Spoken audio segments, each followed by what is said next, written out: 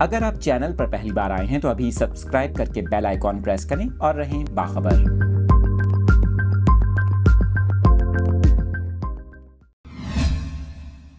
آپ کے ساتھ کراچی سے یہ افسوسناک خبر شیئر کر رہے ہیں، جہاں پر مبینہ طور پر زیادتی کا شکار 16 سالہ گھریلو ملازمہ دوران علاج دم توڑ گئی ہے۔ جناح ہسپتال انتظامیہ کی جانب سے ایسا بتایا گیا ہے۔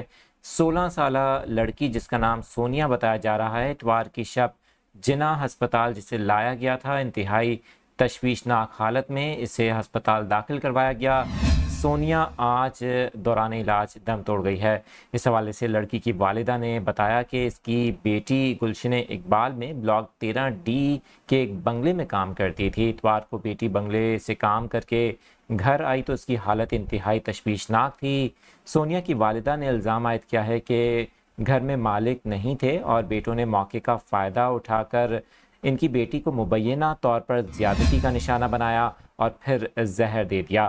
پولیس حکام نے اس حوالے سے تفتیش شروع کر دی ہے۔ لڑکی کا پوسٹ مارٹم کرنے کے بعد رپورٹ آنے پر مزید تفصیلات بتائی جائیں گی۔ آپ کو بتائیں کہ جناح ہسپتال انتظامیہ کی جانب سے لڑکی کی موت کی تصدیق کر دی گئی ہے۔